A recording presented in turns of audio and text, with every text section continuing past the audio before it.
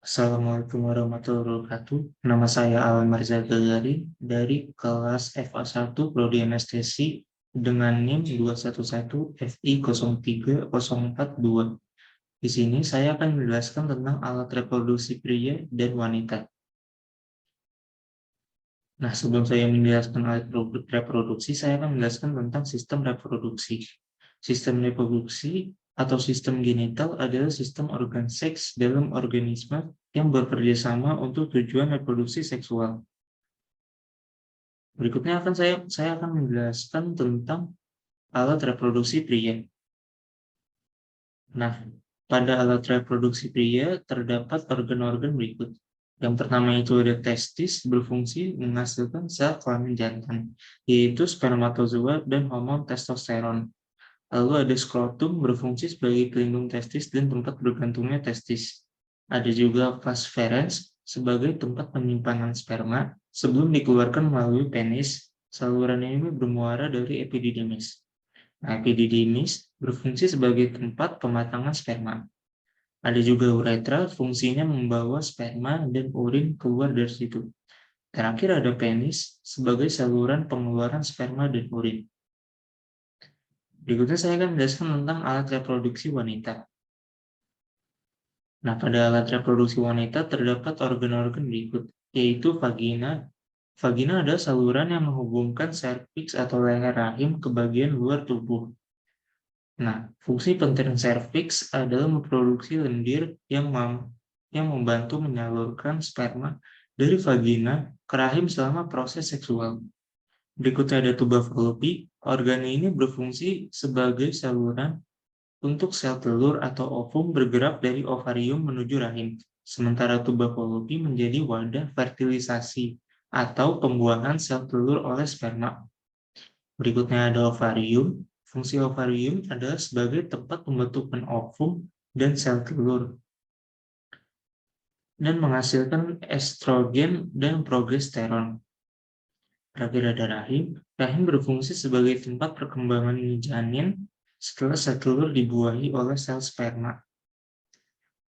Berikutnya saya akan menjelaskan proses perkembangan spermatozoa. Dari spermatogonium, sel sperma akan berubah menjadi spermatosit primer secara mitosis. Setelah itu, spermatosit primer membelah secara meiosis menjadi spermatosit sekunder. Melalui tahap meiosis kedua, spermatosit sekunder membelah diri lagi menjadi 4 spermatid. Nah, spermatid merupakan tahap akhir sebelum akhirnya berubah menjadi sel sperma yang matang atau spermatozoa.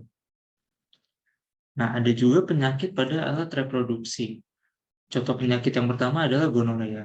Gonorea disebut juga penyakit kencing nanah karena adanya cairan kental seperti nanah di saluran kencing yang menimbulkan rasa sakit.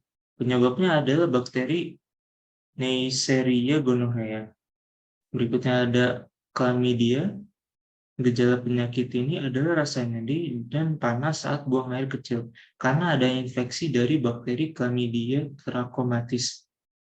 Lalu ada herpes genitalis, penyebabnya ada infeksi herpes simplex viruses yang dengan gejala seperti melepuh di area kulit kelamin, baik penis atau vagina, rasa nyeri dan panas yang akan dikeluarkan oleh penderitanya. Lalu ada sifilis, penyebab penyakit ini adalah infeksi bakteri Treponema pallidum. Gejala awal dari penyakit ini adalah kemerahan pada kulit area kelamin, disusul rasa gatal yang amat sangat. Lalu ada trichomoniasis, tergolong penyakit menular seksual yang disebabkan oleh infeksi parasit protozoa bersel tunggal, yaitu Trichomonas vaginalis. Gejalanya adalah bau tak sedap dari vagina atau penis, keputihan pada vagina, rasa sakit pada vagina atau penis. Terakhir ada kanker ovarium, adalah kanker yang muncul di jaringan indung telur. Kanker ovarium banyak dialami saat wanita pasca menopause. Penyebab kanker ini hingga saat ini masih belum dapat dipastikan. Gejala yang umum diawali oleh wanita adalah sakit perut, perut membesar, kembung, sakit saat berhubungan seksual, dan menstruasi bermasalah. Sekian dari saya. Wassalamualaikum warahmatullahi wabarakatuh.